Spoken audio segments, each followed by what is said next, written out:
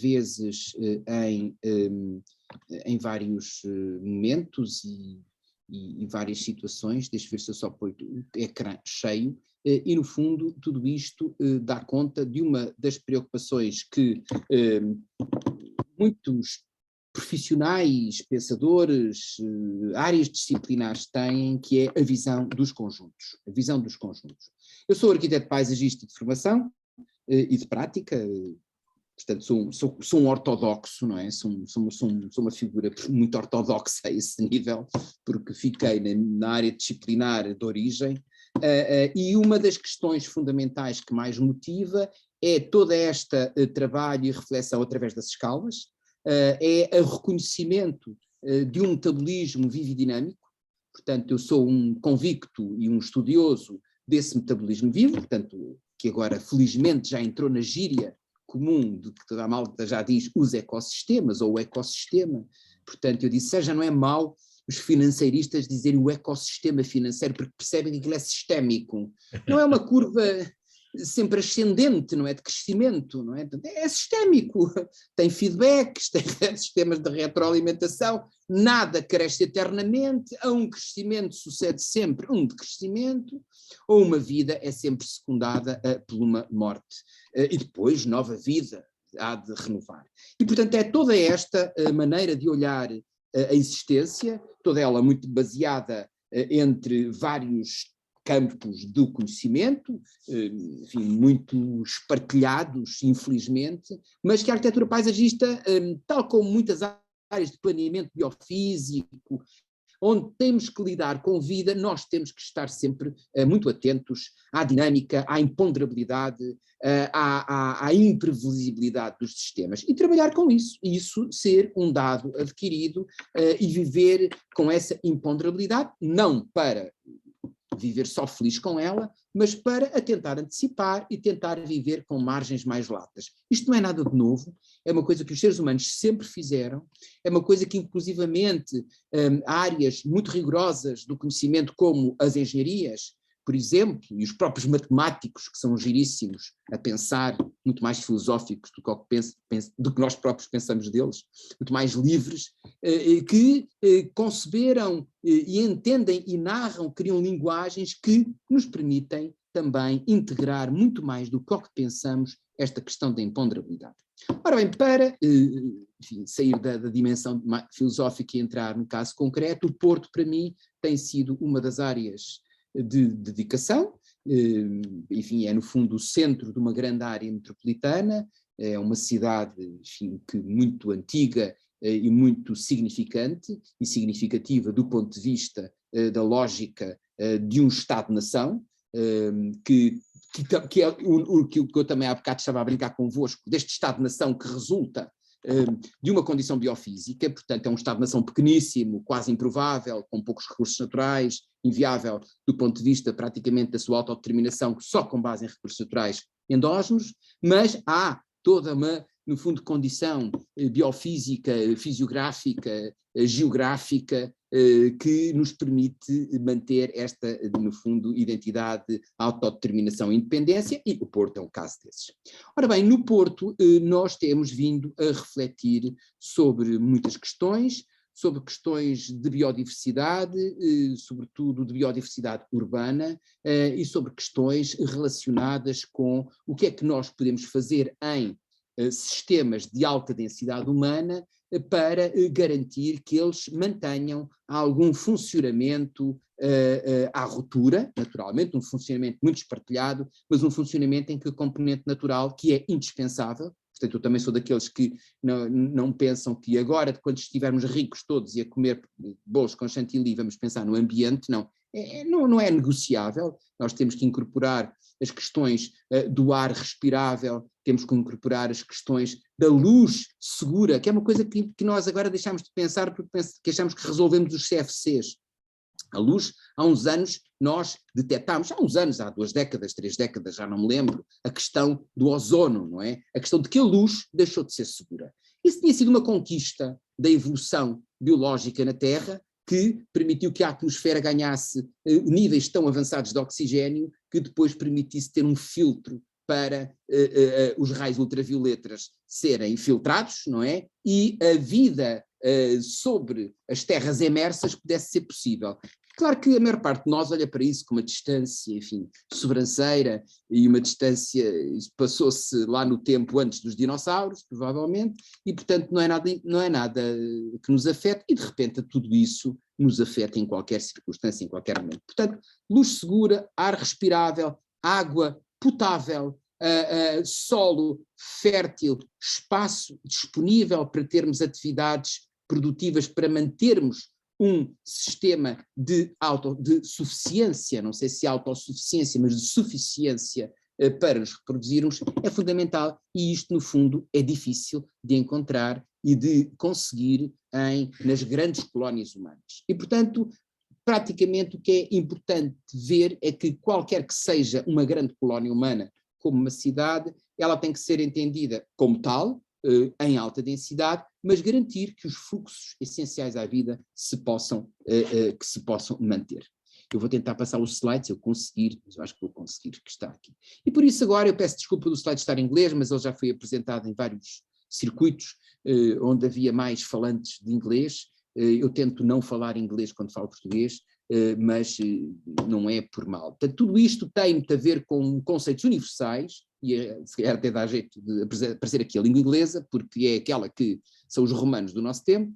Portanto, eles neste momento conseguiram passar a língua para um nível da comunicação franca, e o que está em causa é, nas cidades ou em qualquer outra escala, mas sobretudo nas cidades, que é uma preocupação que eu desenvolvo, questões de grande exiguidade, simplicidade, envenenamento, falta de espaço e, portanto, falta dos recursos essenciais para manter níveis de salubridade. Atingimos patamares extraordinários, a gente parece que está tudo mal, não, está tudo muito melhor do que o que estava, desde o início da grande concentração humana nas cidades no final do século XVIII, com a Revolução Industrial e com a grande concentração urbana, mas obviamente tudo isto despoltou também uma necessidade de resolver todas estas questões dos recursos fundamentais para a qualidade de vida mínima, ou seja, para a não doença. Hoje já se fala em saúde e bem-estar, mas todas estas questões do verde, da estrutura verde, do ar respirável, sempre se passaram. E tudo isto está baseado nestas coisas de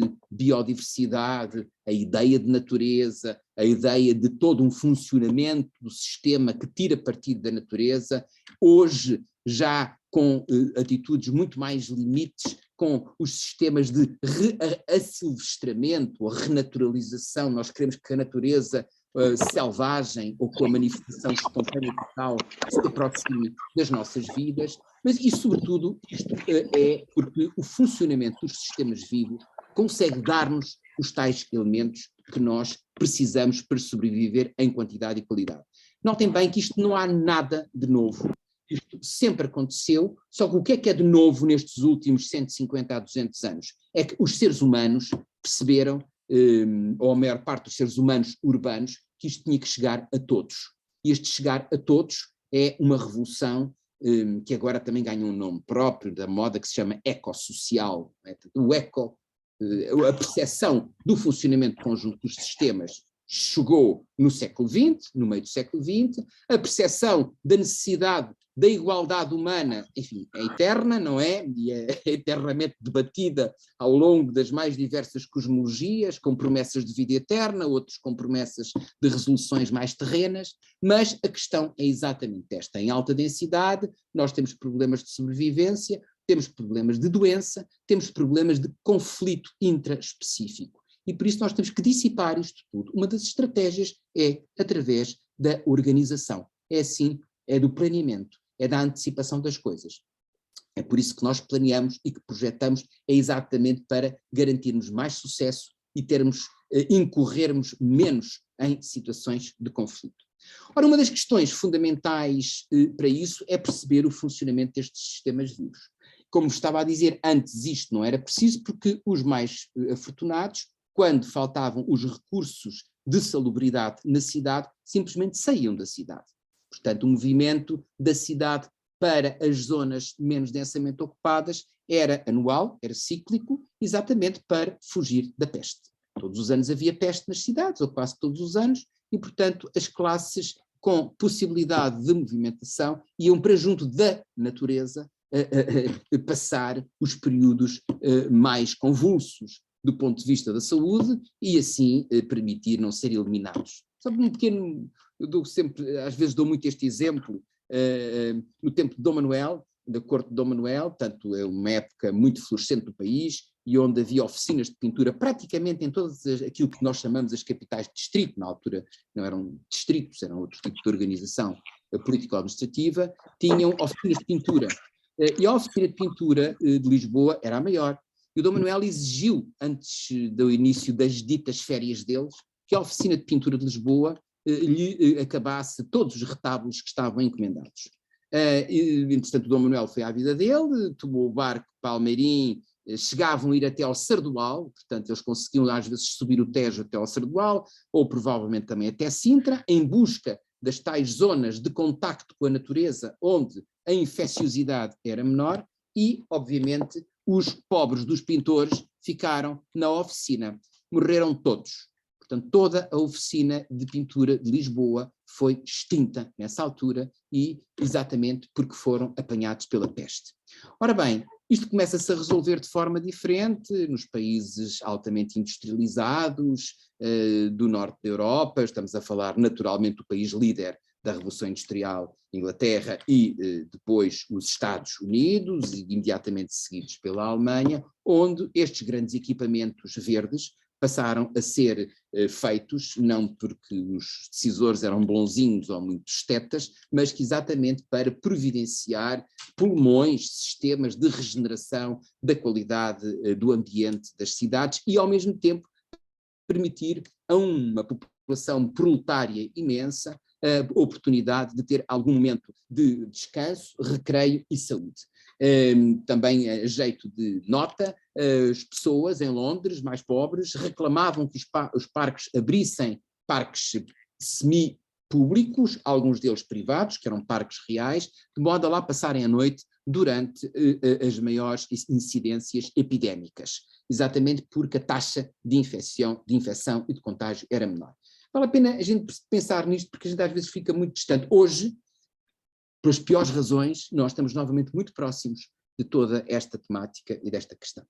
Ora bem, isto leva-nos à obrigatoriedade e à necessidade de perceber o funcionamento da cidade como qualquer espaço ou qualquer outro território, e uma das coisas que mais nos motiva para abordar a questão do conceito de estrutura ecológica, no fundo, aquilo que possa ser considerado no planeamento como um dos descritores mais eficientes da tal dimensão biofísica não totalmente ocupada pelos seres humanos e que possa fazer contraponto e acréscimo à sua qualidade de vida, toda essa estrutura ecológica, no nosso entender, deve começar a ser abordada pela percepção do relevo. Muito simples, nós somos um planeta afetado pela gravidade, não é? Tudo o que sobe cai, e pela circulação da água e do ar, e a água vai sempre do alto para o baixo. Perceber todas estas dinâmicas é fundamental e elas não deixam de existir na cidade. Até há muito pouco tempo, a cidade pensava-se, e os planeadores, economistas, pensava que a cidade tinha uma espécie de dispensa, de licença de não observar estas realidades naturais, e obviamente isto não existe, não é? Todas estas realidades acontecem e que têm que ser, obviamente, adaptadas ao funcionamento urbano, e o funcionamento urbano também tirar melhor partido do funcionamento natural destes sistemas. Portanto, eu insisto muito nisto, é uma coisa, digamos, uma representação do território que da parte dos mais novos não é muito querida, que é a questão de uma carta básica chamada Carta de Festes e Talvegs. E digo-lhes sempre, sem perceber isto não percebem quase nada. Portanto, podemos falar em cores e falar em biodiversidade, percebem quase nada, porque, dada a questão da gravidade e da fluidez da água e do substrato geológico que emana disso, é que nós conseguimos começar a perceber onde é que pode ser mais ou menos viável a instalação das nossas atividades, ou mesmo que nós queiramos contrariar este metabolismo e torná-lo mais artificial, saber bem quais são, digamos, as limitações que temos ou o que é que temos que investir para atingir melhor esses pressupostos. Portanto, esta é uma questão fundamental porque ela vai nos permitir, na nossa própria cidade, chegar a uma situação, a uma revelação forte, e isto para o Porto foi feito, e nós militámos muito nisto em relação, digamos, à participação no PDM do Porto, que foi identificar quais são as componentes naturais, os espaços naturais mais importantes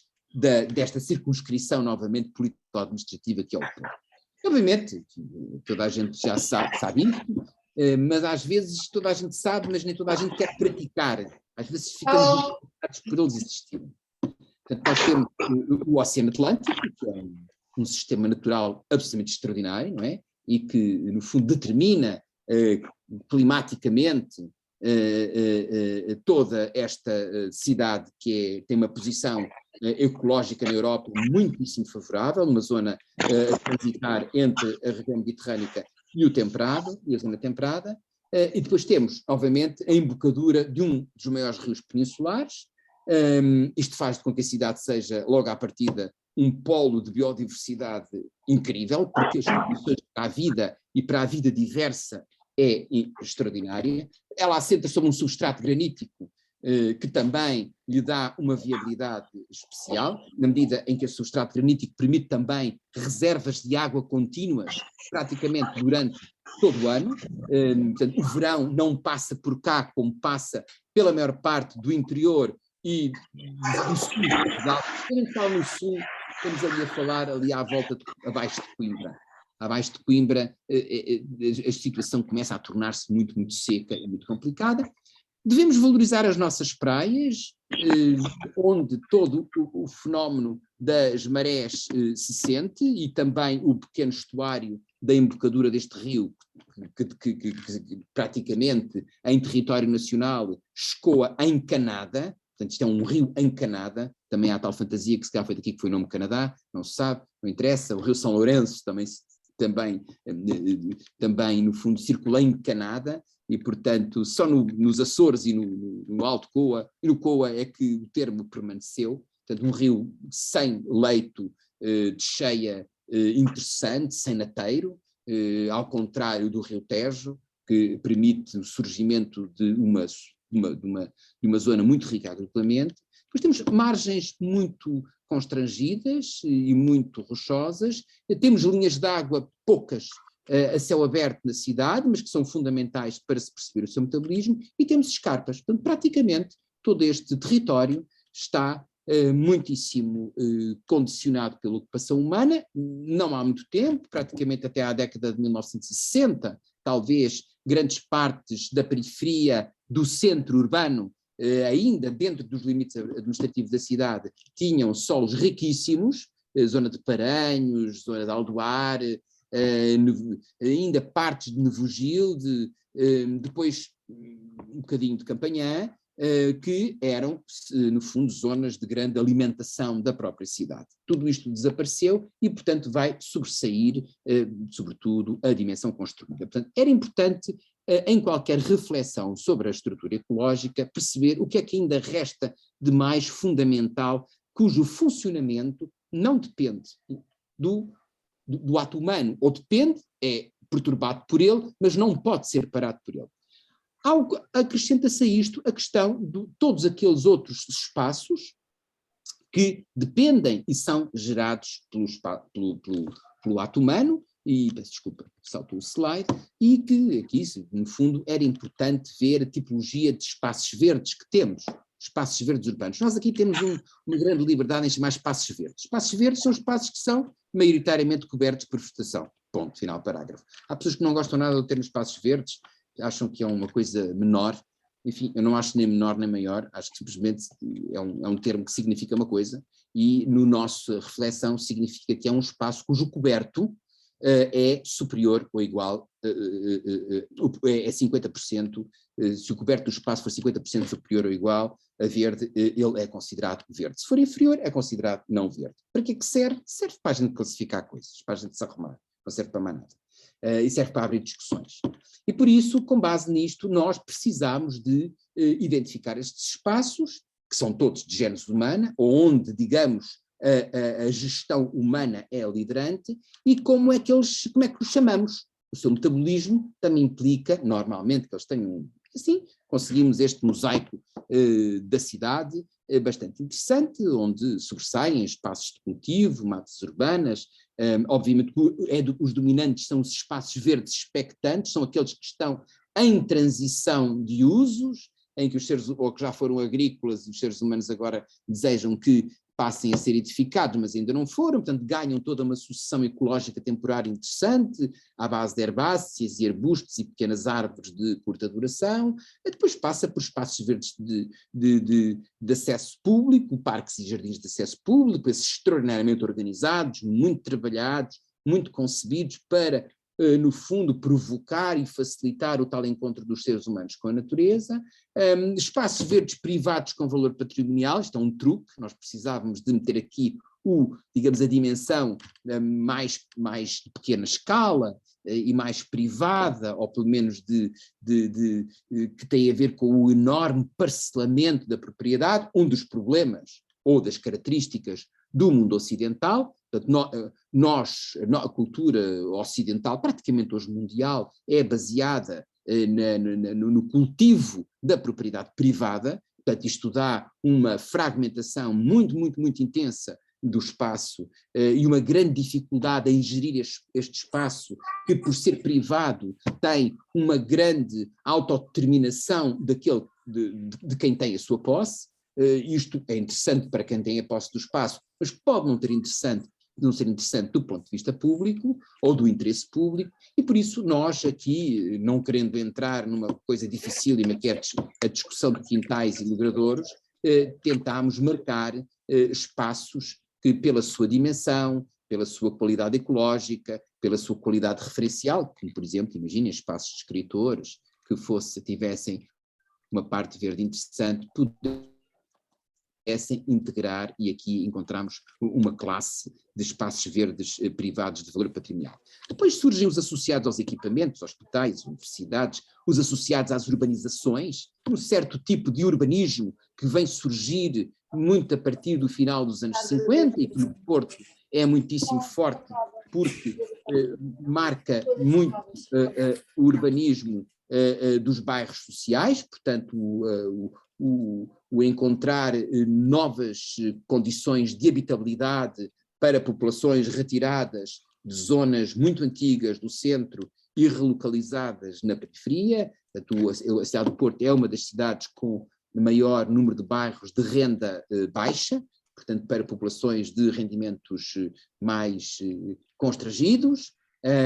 Curiosamente é uma distinção da cidade, na minha opinião, acho que isso é uma distinção da cidade, vem muito na linha do pós-guerra europeu, só que eles tinham ficado todos arrasados, bombardearam-se barbaramente uns aos outros, não é? Sobretudo depois os aliados arrasaram as cidades alemãs, e toda a Europa emerge em new towns, em novas cidades, em novos bairros, com condições de vida que vêm tentar compensar a má vida proletária que existia praticamente até à Primeira e à Segunda Guerra Mundial. O Porto também tem isso e acaba por ter um certo tipo de espaço urbano, com espaços intersticiais significativos entre eles, que foram transformados em espaços verdes, alguns deles com desenho, outros deles sem desenho, uns codificados, outros não codificados, mas mesmo assim com áreas significativas. Depois temos outros espaços menos, digamos, menos verdes, mas com forte interesse público, mas com alguma cobertura verde, como praças arborizadas ou jardinadas, espaços verdes associados a eixos de circulação. É importante vocês vejam a quantidade de restos. Eu estou a falar nisto porque isto não é uma história interessante, é uma história de nós, seres humanos, a partir de tudo aos bocadinhos, e como associados a eixos de circulação, vão haver os taludes das autoestradas, das grandes vias de circulação rápida, os associados às ruas. Estamos neste momento envolvidos num projeto muito interessante para os espaços verdes associados às ruas, chamam-se as árvores de arruamento, ou o que resta naquilo que é um dos espaços canais mais disputados e mais públicos ao mesmo tempo e mais interessantes, mas onde a dimensão viva e verde, enfim, não tem espaço. Aliás, um dos nossos maiores argumentos é essa falta de espaço, e por isso é tão desafiante, porque ao mesmo tempo é dos espaços mais públicos da cidade, e por isso outras coisas que vão surgindo mais recentemente e que não consideramos ainda estruturantes, mas que podem vir a ser, como coberturas ajardinadas de acesso público.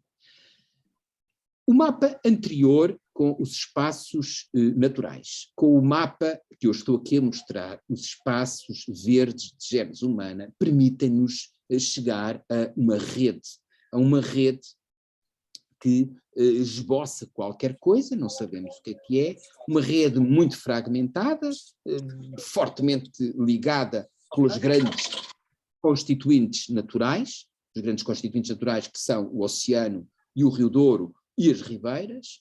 Tudo o resto na dimensão terrestre está altamente fragmentado e vamos tentar encontrar aqui caminhos de possibilidade.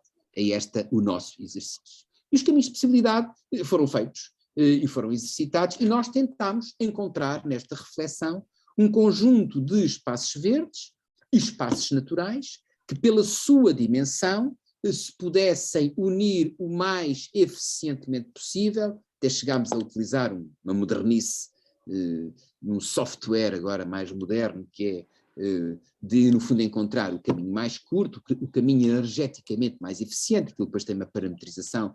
Os meus colegas mais novos adoram estas coisas e fazem-no com grande dedicação e eficiência, e para exatamente ver se o que estamos a ver, intuitivamente ou de observação direta, consegue bater certo com as contas dos matemáticos. E lá chegamos a uma proposta de rede de conexão, porque tudo isto se baseia num princípio forte. Qualquer entidade viva não funciona coartada, não funciona quebrada, como o nosso corpo.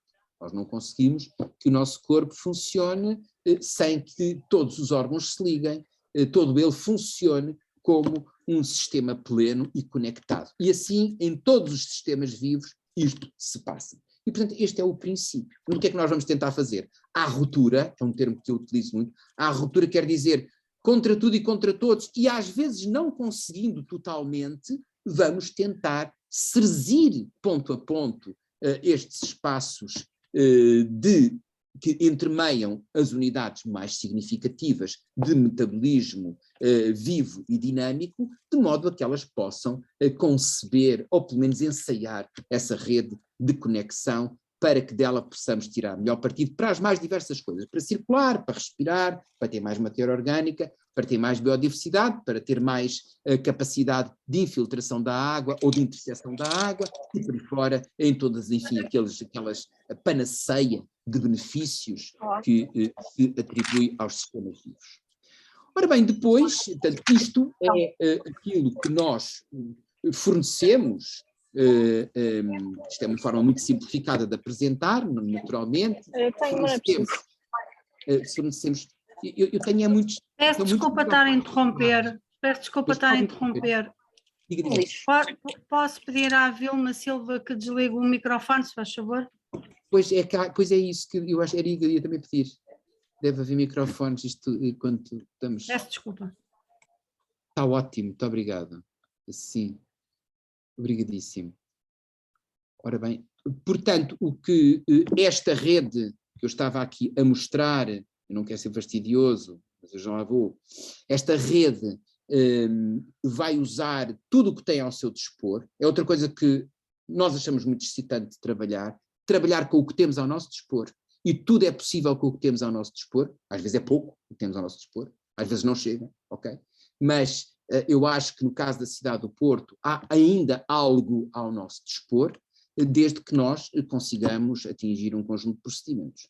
E depois, ao identificarmos esta rede, ver onde é que falta a ligação, onde é que é mais premente investir para promover essa tal conectividade verde.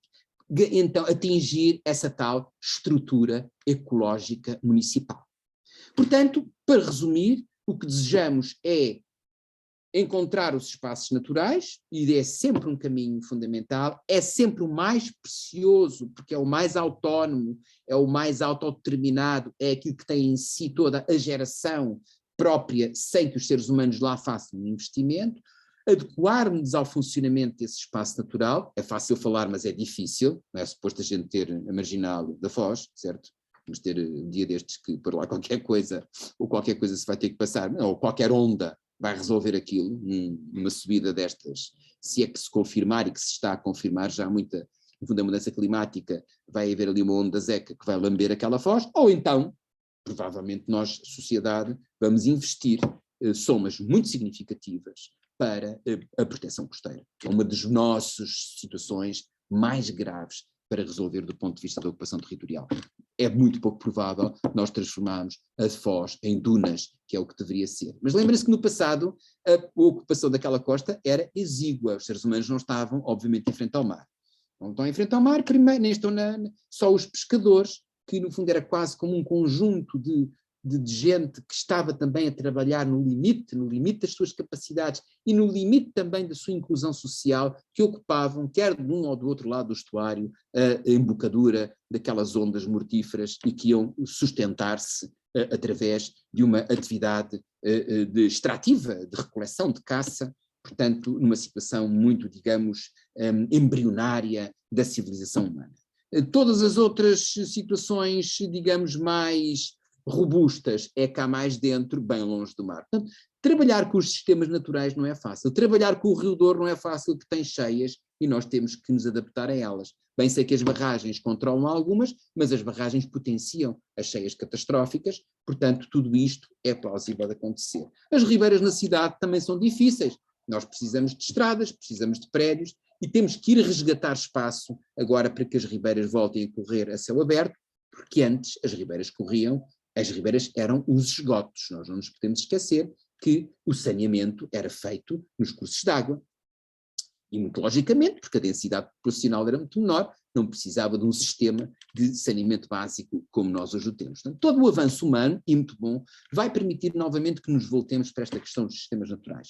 E então estes vamos tentar potenciá-los ao máximo a funcionar naturalmente. E vamos tentar também que estes, que aqui estão, funcionem cada vez de forma mais sustentável. Sustentável quer dizer viável, tenhamos dinheiro, tenhamos recursos humanos para os manter, que eles funcionem mais de acordo com as condições do lugar e da comunidade humana que estiver e onde eles estiverem em maior carência, tentar resolvê-los através das mais diversas tipologias possíveis, ou em ruas meramente arborizadas, ou em novos parques ou jardins de proximidade, ou praças arborizadas e jardinadas, ou até deixar alguns espaços expectantes codificados como elementos fundamentais, nem que seja temporariamente. Nós temos espaços expectantes na Avenida da Boa Vista há um século, daqui a bocado. Não é? Portanto, que é o problema dos nossos grandes atos urbanísticos de grande folgo, maravilhosos, mas esquecemos que não somos franceses e que não temos depois a acompanhar esses atos urbanísticos de grande folgo a correspondente investimento para fazer os boulevards e para fazer, enfim, os prédios que acompanharam essa... Temos montes de espaços expectantes à espera de um dia destes esse terreno poder ser vendido por um valor redentor que dá para a família toda comprar imensos carros, imensas casas e temos a cidade cheia desses espaços. Era interessante pensarmos que muitos desses espaços expectantes possam ser, no intervalo de tempo de 20, 30 anos, 10, se calhar ter uma ocupação assumidamente verde, nem que seja só para dar oxigênio, aliás, como tem, não é? Mas se calhar melhor, com, enfim, plantações de ciclo curto, que depois revertiam, que os proprietários privados poderiam claramente reverter. Isso já se passou, inclusive, no município de Gaia, em relação a hortas, onde havia contratos de comodato entre a Câmara e propriedades privadas em ciclos curtos, de 3, 4 anos, e se o proprietário desejasse retomar posse do terreno para um desenvolvimento, enfim, mais tradicional, de construção, rapidamente poderia retomar esse terreno e até lhes seria abatido aquelas taxas urbanas de licenças, etc, etc. Portanto, nós podemos identificar um conjunto de oportunidades entre algo muito formalmente, no fundo, instituído, a algo mais informalmente. E tudo isto constituir esta rede. Ora bem, nós, universidade, neste caso, eu estou aqui representando, enfim, a minha vida é na universidade, e eu acredito que a universidade deve servir para servir a cidade. Identificamos dois casos, e cá estamos nós através das escalas, e isto interessa-me, mostrar-vos isto através das escalas, e vou acabar numa escala microcósmica, porque me interessa muito transmitir esta ideia que nós pensamos realmente global e podemos agir em sistemas de proximidade muito finos e às vezes muito de pormenor. Temos dois espaços que só per si com a responsabilidade da Universidade do Porto, nós podemos fazer uma significativa diferença. Um deles é, que acabou o Manel há bocado de falar nele, que são os parques da Asprela. Ainda há bocado estava a fazer contas com isso, há 12 anos que nós estamos a trabalhar no contexto de pegar em sobrantes, portanto isto é sempre na pequena coisa, não é? São sobrantes de terrenos, dos terrenos mais ricos do Porto, era um dos terrenos mais fabulosos do Porto, do ponto de vista do tal substrato pedológico, de cultura, eu não sei se milenar é abusivo, mas cá não estou longe do milenar, sequer eram cultivados há 1000 anos, os solos mais ricos do campo de Salgueiros, do Amial, regado, aliás, os nomes são muito informativos, Arca d'Água, por causa que aquilo se torna a Arca d'Água, zonas de grande concentração de recursos hídricos muito valiosos em água e que suportaram, no fundo, vai abrir toda aquela frente fértil que envolve e sustenta a cidade, que são os Campos Maiatos, depois os Campos de Vila do Conde, e esta região, esta zona da Asprela dava conta dessa riqueza. Infelizmente desapareceu. Eu acho que daqui a uns anos se poderá fazer planeamento de outra maneira, desde os anos 50 que aquilo é luteado para grandes equipamentos justamente muito úteis, como o famoso Hospital de São João, não é? Portanto que em 1958 se instala definitivamente e depois há uma nova malha, com a primeira estrada DIC que é ali feita, cortando o Val da Asprela, Roberto Frias, e depois vão-se instalando equipamentos universitários, que só agora, talvez no século XXI, é que começam a ter uma presença quase generalizada e constituem um grande polo de interesse, como se diz agora, de investigação e desenvolvimento da cidade. E o Val da Asprela, este verde que vocês veem, umas nesgas que sobraram. Isto é um bocadinho como aquele filme Lost in Translation. Com alguma preservação, há gente, praticamente desde o primeiro plano diretor municipal, a trabalhar intensamente nesta lógica e a bater-se imenso para que estes solos sejam conservados. Acontece que há um percalço em que o Porto é dispensado de ter a Reserva Ecológica Nacional. É como se cá não chovesse, ou não batesse o sol, ou não passasse o vento, exatamente por questões de superar o atraso e o diferencial que existia entre Portugal e a Europa comunitária que nós tínhamos entrado. Obviamente que eu sou crítico perante essa questão, mas é o que é, a história, não interessa.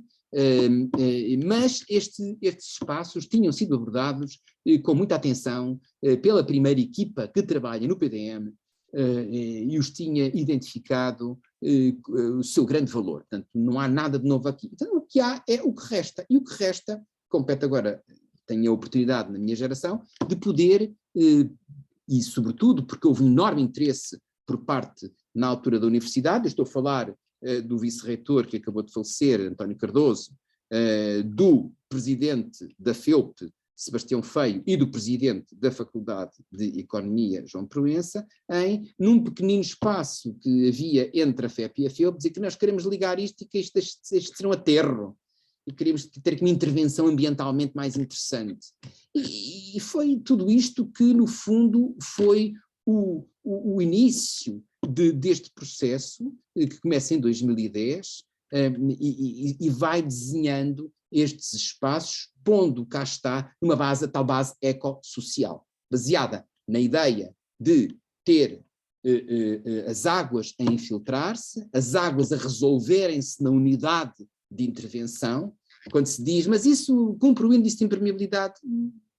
Claro que nós tivemos que cumprir, mas quase não cumpria, imaginem, só porque nós tínhamos caminhos, quase não cumpria o índice de impermeabilidade. E nós dizemos, não, ele cumpre, ele resolve toda a água que lá cai, ou seja, a água que lá cai é lá resolvida, é lá infiltrada, e no fundo o processo de desenho e de forma do espaço é concebido daquela maneira. Claro que depois há um programa ambicioso, com campos de jogos, e com estratégias de ligação dos mais diversos pontos que estavam desconexos neste polo universitário, nomeadamente a encomenda de uma alameda que ligava a FEP e à FEUPA, e enfim, eu não vos vou amassar com estes pormenores, mas por dizer que vão-se começando a materializar aquilo dos tais espaços de conectividade, quer social, quer ecológica, que se defendem na escala da cidade.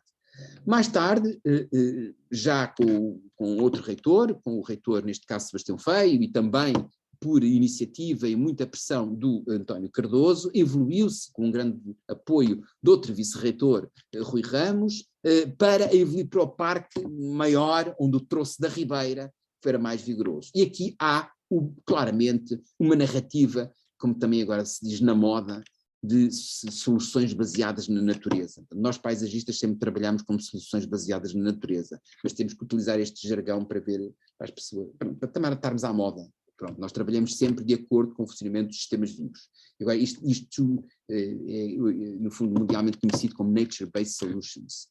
E aqui há uma oportunidade de ensaio, sobretudo nestas ribeiras, que são dos poucos troços da Ribeira da Asprela, ou da Bacia da Asprela, que é bacia do Rio Lessa, que correm ainda a céu aberto. Estavam super perturbadas, completamente desviadas, já por causa dos aterros causados pelas construções destes lotes. Vocês vejam que esta imagem ilustra logo os lotes enormes de construção que as universidades usam e o que resta do parque. Também havia a ideia de ter, novamente, um espaço de recreio desportivo, era um programa que depois foi abandonado porque se verificou que era das questões mais caras, e também não houve consenso sobre quem exploraria esse parque. Havia um café muito engraçado sobre a Ribeira, mas o que é importante é que esta Ribeira tem que resolver também uma cheia centenária. Ela tem que resolver uma cheia. Nós trabalhamos com uma equipa de hidrólogos e engenheiros hidráulicos que nos ajudaram a pensar sobre isto e nos ajudaram a dimensionar peças hidráulicas e a posição de um caminho-dique para conter uma eventual cheia centenária. Vejam que não pode ser escoada neste tubo que aqui o meu cursor está a apontar, que foi subdimensionado para a tal dita cheia centenária. Eu não sei se ela existe, se não, mas na dúvida vale a pena pensar. Os estatísticos hidráulicos sabem disto, melhor que ninguém, e é aqui que surge este caminho-dique que, no fundo, para atrasar tudo isto há de se comportar na cheia centenária, estimamos nós, como um grande receptáculo de água que atrasa o escoamento, permite que o tubo a jusante escoe e, sobretudo, impeça uma coisa extraordinária, que ela galgue a bacia do Lessa e entre na bacia do Douro, entrando no tubo do metro, que aqui está. Bem, não sei se estão a ver o meu cursor, no meu cursor aponta aqui que ela iria desaguar na bacia do Douro, no campo 24 de agosto, como acontece normalmente quando há problemas graves de inundação desta natureza. Ora bem, o parque, isto agora é uma história que eu não vou ser rápido, que é para ver se nós temos aqui mais oportunidades de debate. Ele, no fundo, vai serzir todos estes espaços, vai permitir que os equipamentos universitários se unam, vai permitir que a população à volta também circule, vai permitir que haja muitas árvores plantadas. Isto pode se tornar, enfim, naquela guerra de números que normalmente agora nós fazemos nas nossas comunicações e que os políticos adoram, estas guerras de números, e que às vezes são pouco significativas, mas o que é facto é que realmente há também, sobretudo na área central, um legado de vegetação em regeneração, que neste momento é a parte mais importante do parque, que, coitadinho, é um bebé recém-nascido, e nas zonas onde não tem árvores já instaladas é verdadeiramente insuficiente, porque esta dimensão da perda do verde e do reganhar o verde exige bastante tempo, como assim quando temos um novo ser humano, nós exigimos que precisamos que ele cresça. Então tudo isto se baseia sempre no trabalhar com o seu traçado de modo a que todas as pessoas o possam circular. Portanto, nós aqui temos a tal preocupação ecossocial, temos que garantir situações para a biodiversidade, garantir situações para os seres humanos encontrarem com essa biodiversidade, garantir situações em que os seres humanos menos favorecidos possam circular nesta rede de caminhos, estão a ver a conexão social e ecológica, e possam circular e chegar a outros pontos da cidade atravessando este parque. Também na parte do polo do Campo Alegre isso passa-se. Nós neste momento estamos numa tentativa dos tais espaços verdes associados a equipamentos, neste caso o equipamento universitário, estamos a falar do jardim botânico, estamos a falar dos jardins avulsos que no fundo restam das construções dos edifícios universitários, poderem constituir um corpo mais uno e lógico e que se possa inclusivamente unir a outras unidades orgânicas da universidade, como a Faculdade de Arquitetura, a Faculdade de Letras e às massas verdes que o nó do Campo Alegre permite.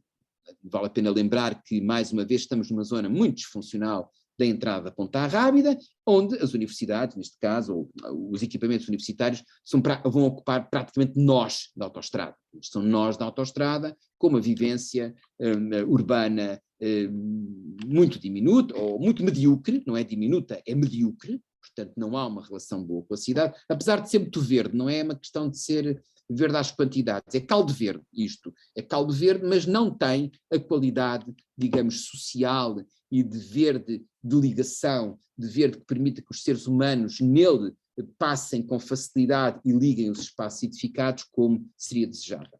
E depois todos eles têm os seus pormenores, com muitas espécies, obviamente que eu aqui não podia deixar de apresentar, quer dizer, é engraçado perceber que nós seres humanos tanto destruímos como construímos, não é? Nós tanto temos uma desertificação a instalar como temos um espaço de 4 hectares com 1100 espécies de plantas. Obviamente é o Jardim Botânico do Porto, está certo, é um espaço de coleção de biodiversidade cultivada, mas nós conseguimos.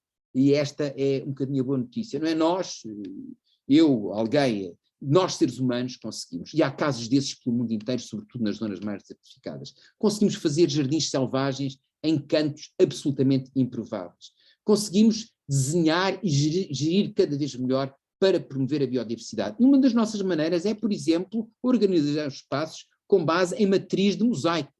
Basta organizar em matriz de mosaico, como fazem, ou faziam os agricultores pré-industriais, não por razões, enfim, objetivamente ou, como é que é dizer, conscientemente ecológicas, mas por questões de sobrevivência, em que há espaços abertos que contactam com espaços de transição, que contactam com espaços arborizados. E tudo isso permite um conjunto muito diversificado de atividades, muito diversificado de usos, muito diversificado de aguentar e de relacionar com a natureza e, ao mesmo tempo, garante também um sucesso desses próprios espaços. Exemplos disso é a multiestratificação que conseguimos em zonas muito pequenas, exatamente porque as plantas conseguem disputar o espaço de forma muito inteligente na busca da luz e da água e dos recursos, que nós, num ridículo espaço de 2 metros, conseguimos uma enorme diversidade. É a tal estratégia de criação de orlas. E tudo isto beneficia imenso o espaço urbano, porque o espaço urbano, com a sua exiguidade de espaço disponível, pode tirar muito partido desta estratégia. Ou a criação de pontos mínimos de água, onde também toda a gente sabe que é um enorme potenciador de biodiversidade, de frescura, de microclima. Nós podemos ter aqui problemas no futuro, e os mediterrâneos sabem bem disto, com o problema das alterações climáticas e a incidência de malária. Isto é outro drama, não há vidas perfeitas e nós vamos entrar neste problema. Esta questão da água não vai ser tão fácil de gerir. Mas temos a maneira própria também de gerir com a própria matéria orgânica que se acumula, que nós podemos arrumá-la, podemos tirar partido dela, podemos conceber com ela, podemos desenhar com ela, podemos deixá-la seguir os seus ciclos. Podemos cortar menos os nossos relevados e deixar que as orquídeas silvestres surjam. Isto são pratos da Faculdade de Ciências. Estou a falar de nada de especial. Haja equipas de manutenção que se aproximem a nós. Portanto, vocês vejam como eu continuo a chamar a atenção de uma visão global, nós chegamos ao microcosmos de atuação. E cá está a vida em todo o seu esplendor e a morte também, os ciclos da morte, os ciclos da decomposição, os ciclos em que os fungos, as folhadas, são deixadas no lugar e vão regenerar. Tudo isto, obviamente, segue uma filosofia de enorme naturalização, de enorme valorização dos valores menos tocados ou menos artificializados, de modo também a compensar as perdas. Objetivamente, toda a gente sabe o que são flores, toda a gente sabe o que são plantas melíferas, toda a gente sabe a crise dos polinizadores. É crise séria. É como a da Ucrânia agora. Agora não há trigo, ok? Não há comida. Se estes desaparecerem, que estão ali, aquela borboletinha e outra borboletinha, nós provavelmente temos menos polinizadores, podemos não ter comida. Vale a pena pensar nisto, nós só pensamos quando realmente os barcos não saem de Odessa. Mas isto, nós estamos a impedir que os barcos saiam de Odessa, entre aspas, há algum tempo. E vale a pena pensar que está ao nosso alcance. Como deixar espaços mais rústicos para também dimensões do ecossistema urbano ali poderem acontecer, nomeadamente como estes microhabitats, ou até construções, onde nós, dentro das próprias construções, temos microhabitats. Portanto, isto não é uma opção, é uma cultura de vida, e é uma cultura de vida que eu acho que pode ser promissora, e tudo ela começa numa visão global de grande planeamento, mas numa visão que rapidamente se pode transformar, sobretudo naquilo que é fundamental, é que nós vivermos melhor, menos diferentes uns dos outros do ponto de vista de acesso aos recursos e menos sujeitos àquilo que se passa, que é o conflito. Muito obrigado e espero que nós consigamos, com estes debates, reflexões, trabalhos, e o trabalho de cada um de nós, em cada um dos seus circuitos, faz toda a diferença, conseguirmos criar espaços, paisagens de oportunidade e possibilidade para todos, porque tudo isto se baseia também num conceito forte, que é o interesse público e que é a possibilidade para todos. Que é fácil de falar, mas é muito difícil de nós conseguirmos, sobretudo porque é aqui que existe ou é mais necessária a perícia da organização e do desenho do espaço, daquilo que concerne, no fundo, a minha área disciplinar. Muito obrigado pela vossa atenção e peço imensa desculpa do meu atraso. Espero que tenha contribuído para alguma reflexão. Obrigadíssimo. Muito obrigado, Paulo, desta excelente exposição, lição, posso dizê-lo, com toda a sinceridade. Portanto, agora teremos ainda um tempinho de debate. De qualquer modo, eu pedia no debate que as pessoas se inscrevessem através do chat, não precisam de pôr o que querem dizer, é só dizerem que quero falar. Eu arrancaria só uma reflexão na sequência direta do que disse sobre toda esta intervenção do Paulo Farinha Marques. É que, precisamente, a dimensão de que a estrutura ecológica, quer dizer, é completamente redutor falar da estrutura ecológica como um conjunto de áreas que ainda vão ter mais restrições a isto ou àquilo. Quer dizer, para restrições temos aquelas que estão instituídas e muito bem e que são necessárias. A estrutura ecológica é um elemento positivo e é aí que temos que encarar. Portanto, a estrutura ecológica é um elemento fundamental pela positiva da cidade. Portanto, era este o ponto que eu também lançava à discussão. Estamos abertos agora a quem quiser intervir. Só para... E pronto, Cristina, depois a Olinda falar a seguir. Enquanto a Olinda sintoniza, até porque é muito rápido, eu acho, primeiro dar os parabéns pela apresentação e depois, como eu conheço muitíssimo bem o caso do Porto, devo dizer que é com especial contentamento que vi esta apresentação, porque sendo o Porto, como o professor disse muito bem, daqueles poucos concelhos que não têm reserva ecológica, julgo que o outro é São João da Madeira, não tem, por força de uma portaria que o dispensa, apresentou-se a nós, na altura, quando eu estava na Comissão de Coordenação, como um município que queria fazer uma reserva ecológica, ou seja, que via com bons olhos fazer uma simulação de que seria a reserva ecológica no Porto, e daí também aparecerem estes corredores verdes e este tratamento que é verdadeiramente fantástico. Era só haja vontade e as coisas acontecem. Colocava na sequência do... Manel, deixa-me só uma notazinha ligeira Sim. Relativamente a uma questão que o Paulo falou, do facto do Porto não ter reserva ecológica nacional, nem sequer reserva agrícola. Aliás, eu julgo que há um diploma que diz isso mesmo, não há cabimento nem para a REN nem para a REN. Isto foi um bocadinho por força de Lisboa, porque Lisboa também não tem REN. Há um diploma que diz que Lisboa não tem reserva ecológica. REN, julgo que sim, porque havia uma propriedade enorme ali ao pé de Benfica, em Lisboa, junto à Avenida Lusíada, em que até há bem pouco tempo ainda o proprietário, o agricultor, trabalhava aquilo todos os dias com o seu trator. Mas, efetivamente, o Porto, quando foi feito o plano, o diretor municipal de 2007, 2008, deixou de ter REN.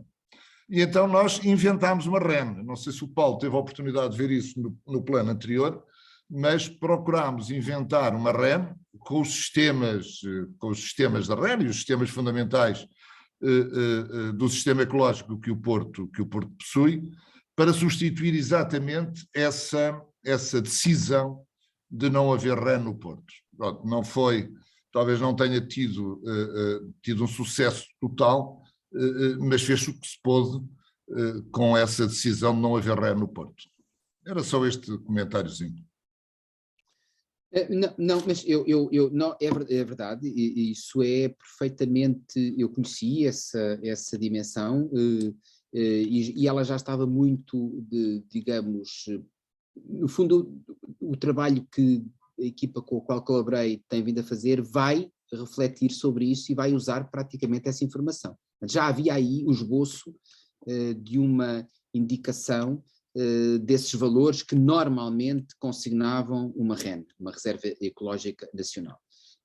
Ela foi um instrumento de planeamento muito mal compreendido pelo país, muito mal compreendido. O nome não ajudou, eu acho que o nome não ajuda. Reserva Ecológica Nacional não ajudou a passar a informação. O que essencialmente estava ali em causa era identificar um conjunto de espaços com um tipo de metabolismo natural que tem que ser considerados mesmo para a salvaguarda dos seres humanos. Portanto, era quase um elencar de áreas de risco, ou seja, áreas onde nós não temos viabilidade para os nossos negócios, para as nossas habitações, ou ao ter, aí temos que o fazer de determinada maneira. Já o fizemos, não é? Veneza está construída sobre a Rena, ok? Veneza está construída sobre... É preciso ter excedente das especiarias para construir sobre a Rena, não é? Senão, é preciso fazer palafitas em grande estilo. O Terreiro do Paço também está construído sobre a Rena, não é? Portanto, há muitas estratégias para trabalhar a REN. A ideia é, ao fazer na REN, temos que fazer de determinada maneira. E se calhar o cidadão comum não tem meios, não consegue, não quer dizer que não se faça. Eu sou muitíssimo crítico da REN, aliás, por causa disso, e da forma como ela foi mal, digamos, divulgada. O seu próprio nome não ajuda. Hoje é fácil, porque todos nós hoje estamos muito mais ecológicos e disponíveis, mas aquilo, nos anos 80, foi complicado, porque as pessoas sentiram-se, muitas delas, ofendidas, sentiram-se excluídas, quando provavelmente a ideia não era essa e devia ter sido regulamentada, inclusivamente, totalmente. E por isso o que o Zé António está a dizer em relação ao Porto, o Porto depois teve um conjunto de profissionais sempre a trabalhar próximo do município que tentaram, naturalmente, porque estas coisas não deixam de existir, é como a gravidade e como a água, ela corre, nós temos que tratar dela, os solos existem, as infiltrações existem e essa visão, as escarpas existem. E isso estava consignado nos anteriores planos diretores municipais, e bem, e no fundo nós usámos isso. O Porto tem enorme vantagem de ser uma cidade compacta, não é? Uma cidade pequena do ponto de vista político-administrativo, não é? Circunscrita, e permite trabalhar nestas escalas de pormenor que às vezes nos ajudam a ver o que é que está em causa em situações em que a gente acha que não são interessantes. Isto é um debate muito antigo dos planeadores, que pensam que o planeamento só se faz com grandes áreas, mas não, ela faz-se com grandes e com pequenas. E portanto eu tenho essa boa orientação dos planos e da participação dos planeadores no Porto e que foram compensando ao longo das décadas essa falta da figura legislativa da REN. Muito bem.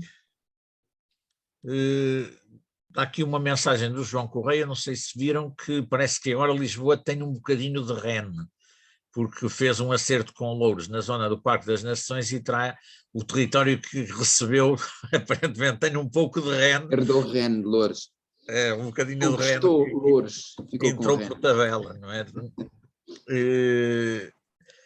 De qualquer modo, eu punha também numa questão, só uma reflexão, que é, como vimos na própria exposição do Paulo sobre o Porto, os espaços e as áreas com potencial para integrarem a estrutura ecológica ou estas funções, em boa parte são privados, não é? E, portanto, que é uma ideia que também penso que se deve ter, quer dizer, a estrutura ecológica é uma coisa muito mais vasta do que propriamente o verde público. Agora, o privado tem a questão, pela própria natureza, ser privado, tem mais dificuldade de ser preservado, digamos, ou de se manter a sua preservação do que os terrenos já são públicos. E isso põe uma questão que eu acho que era muito importante para a reflexão, não tenho soluções para isso à partida, é uma coisa que ando a refletir, mas era a questão de como é que se poderiam estabelecer incentivos para que as áreas que têm potencial de ser de estrutura ecológica se mantenham como tal, nomeadamente os privados, sem passarmos pela solução clássica, que muitas vezes é inexecuível, que é expropriar e passar a público. Até porque não é só uma questão de falta, né? Tudo tem que ser para utilização pública. E era a questão de se verem mecanismos de incentivo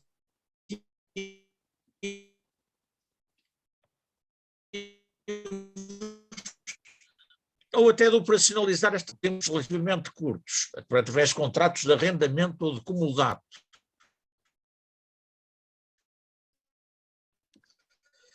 No sentido de se dispor daquela sempre com a questão dos proprietários poderem rapidamente retomar para fazerem. Penso que isso poderia ser uma das vias interessantes para se manterem essas áreas que têm potencial de estrutura ecológica, serem mantidas para as funções que efetivamente devem desempenhar. Ainda que, neste caso extremo, pode ser temporário, porque um dia poderão vir a ser transformadas. Mas, e para além disso, outros incentivos que se possam pôr, não sei, de qualquer majoração, quando aquelas áreas que têm que ficar nos loteamentos ou nos empreendimentos têm que ficar como verdes, no facto de, se elas forem de estrutura ecológica, terem uma majoração. Pronto, estou a tirar isto ao ar. Mas é muito importante. Eu acho que há aqui, com certeza, um conjunto de planeadores e de pessoas com muita experiência nisso, desde as perequações, aquelas coisas todas muito importantes, porque tem que haver incentivo. A lógica da propriedade privada, que é dominante na cultura que nós temos, como praticamente em todo o mundo, tem que ser adaptada, porque nessa propriedade privada existe realmente um conjunto de valores. Daí o nosso truque, nós não quisemos entrar na história do privado de pequena escala, porque é muito difícil e que se consegue com regulamentação, não é? Com os tais índices de impermeabilização, mas depois é preciso haver um sistema muito potente no fundo, de monitorização se aquilo está ou não está a ser observado. Enfim, é muito desgastante e, portanto, temos que eleger os principais elementos privados que possam constituir diferença, que nós aqui apelidamos de patrimoniais, ou seja, o valor herdado deles é suficientemente interessante pela sua área, pela sua complexidade, para ser reservado para o futuro. E esses grupos têm que ter, essas pessoas, esses proprietários, têm que ter incentivos. Eu sou um desconhecedor dessa parte, digamos, de governança, que é fundamental, aliás, é mais preciosa para Portugal. Acho que a governança em Portugal é o nosso calcanhar daqueles. Mas povos como os britânicos e outros, os britânicos é talvez uma boa orientação, porque os britânicos são uma espécie dos latinos do norte, porque eles tanto são muito organizados como de vez em quando desatinam e se desorganizam, e depois é nesse pulsar meio contraditório que eles vivem, que é útil para os portugueses, porque nos ajudam mais nesse. Eles têm muitos modelos de incentivos, desde a pequena escala à grande escala, no sistema de planeamento deles, em que os proprietários são compensados. Nós falámos há bocado de vários exemplos, como as questões de fazer contratos de comodato, que podem reverter com benefícios para o proprietário sob a forma de IMIs, ou sob a forma de benefícios de licença. Temos que começar por algum lado, se calhar pode ser mais ou menos interessante, depois, enfim, as pessoas mais calhadas com esse tipo de lógica, se calhar conseguiram calibrar bem isso, tem que ser interessante para os proprietários.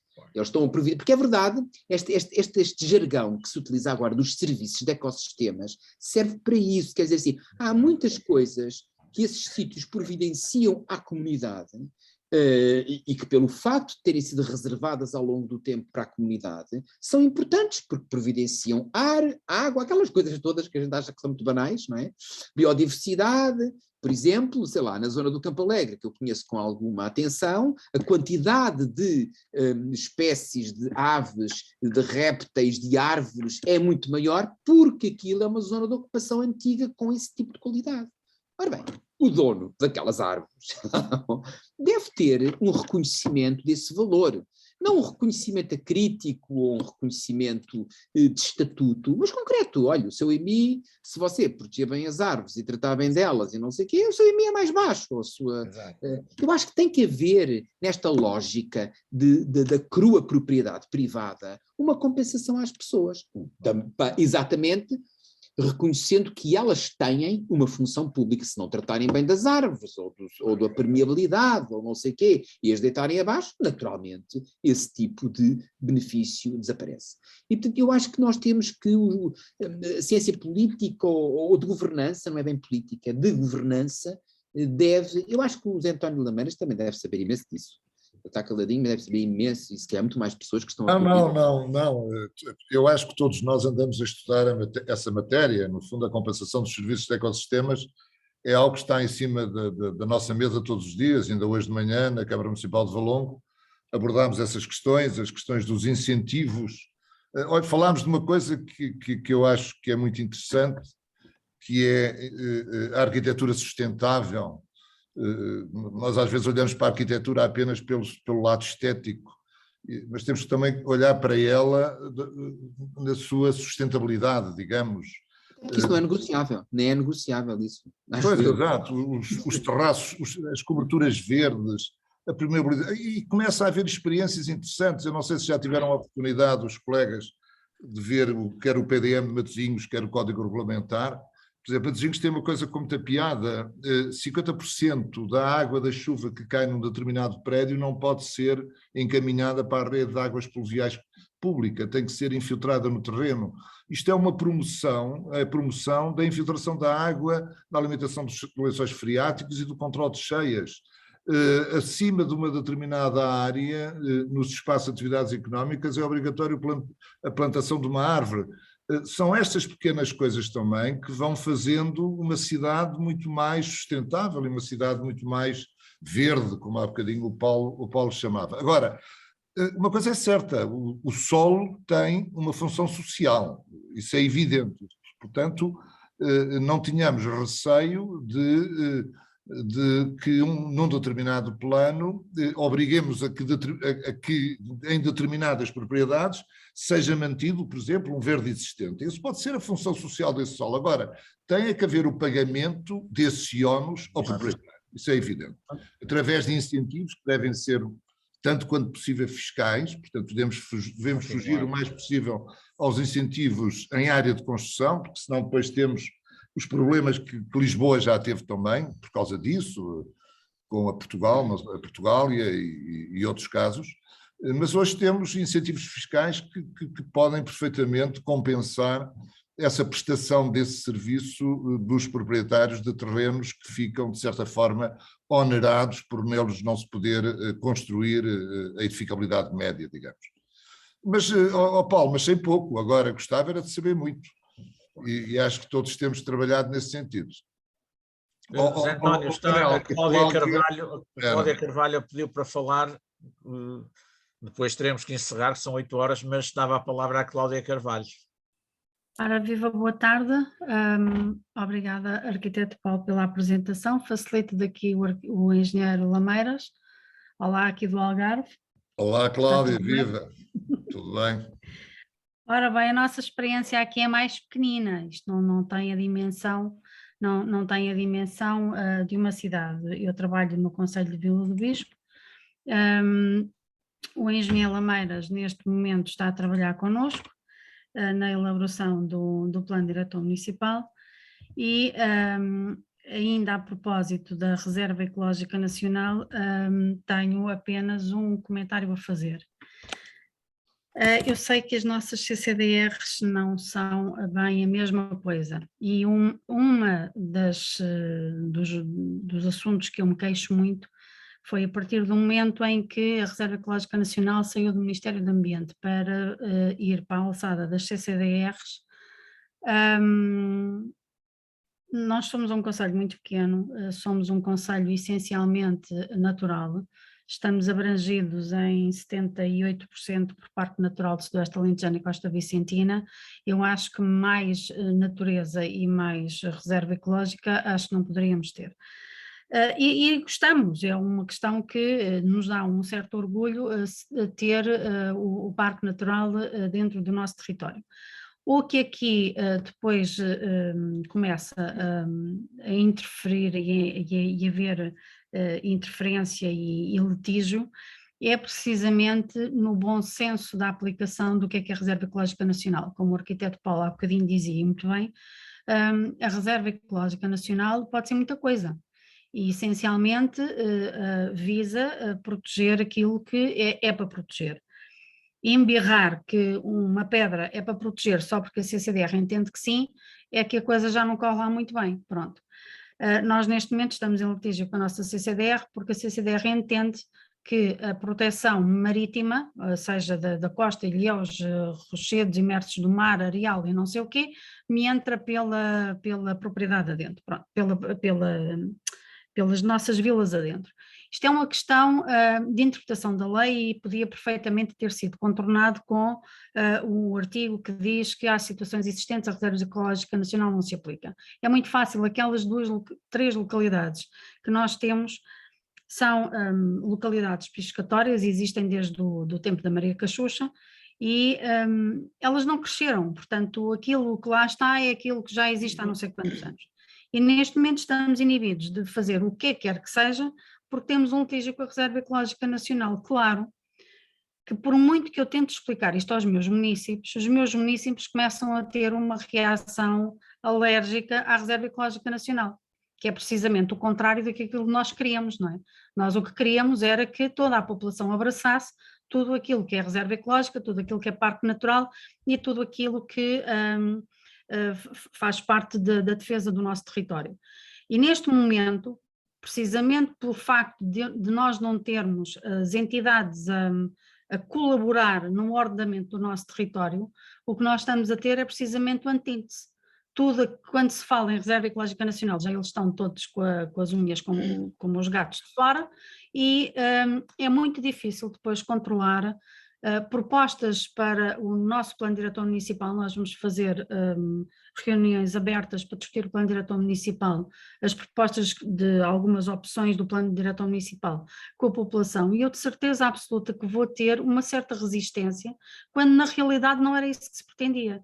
E isso é que é a parte triste aqui do nosso ordenamento, é que de facto as leis existem, de facto fazem sentido, mas aplica-nas como deve ser, e isso é um drama, pelo menos aqui para o Sul, é um drama franciscano.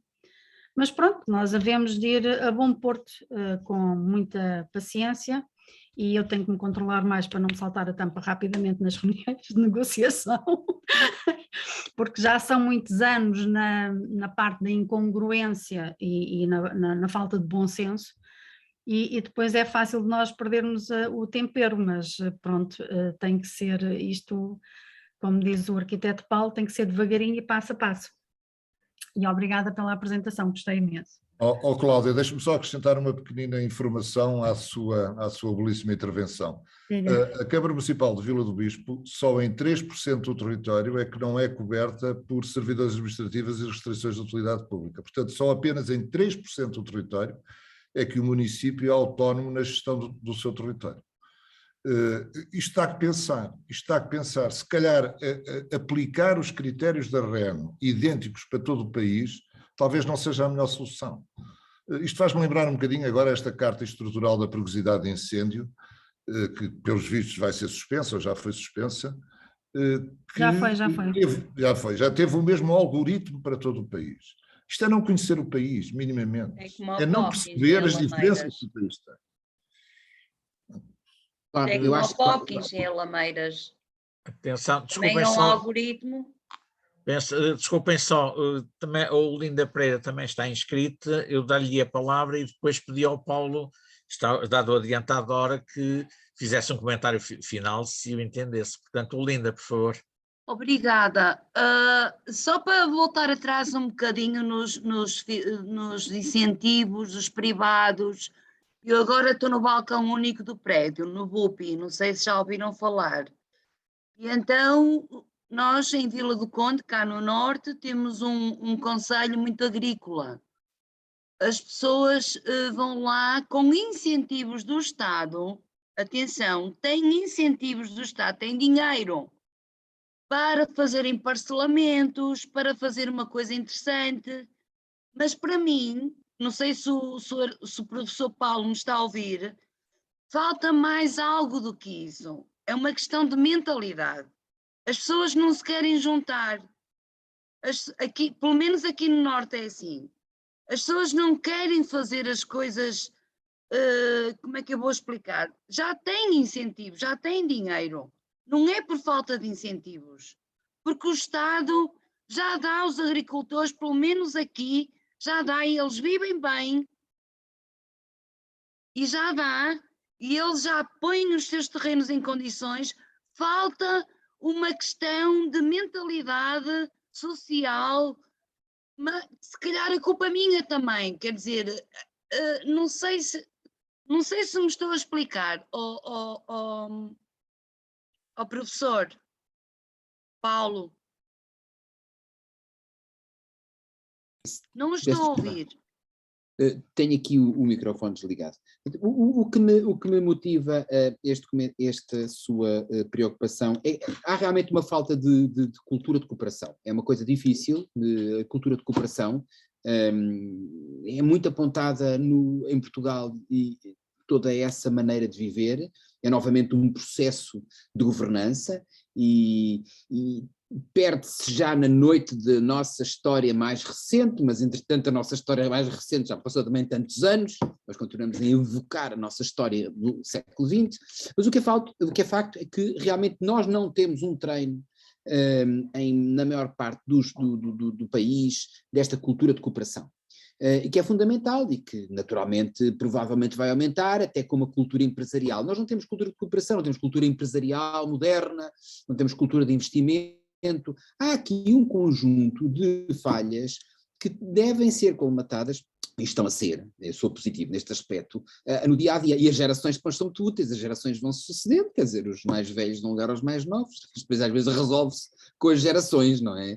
Não há muito o que fazer. Agora, era desejável que tivesse uma celeridade maior, portanto esta falta de celeridade é muito constrangedora, até porque nós temos se calhar acesso aos recursos. É verdade que muitas vezes esse acesso aos recursos para financiar todos este tipo de modificações estão encriptadas com um conjunto de procedimentos muito pesados que a população ainda não sente que lhe esteja acessível facilmente. Temos que contratar gente que nos ajude, e cá está, para isso temos novamente que cooperar, temos que nos unir, Mas repare, isto é difícil. Eu acho que vai melhorar, já há muito mais gente a fazer isso, já houve no passado, já recebemos muitos incentivos no passado, alguns deles foram utilizados, se calhar muitos perderam-se, agora nós estamos novamente numa fase de grande confronto com os incentivos para estas realidades. Eu às vezes participo nesses projetos de financiamento e só a parte burocrática é desesperante, não é? Portanto, significa que temos que ter corpos de ajuda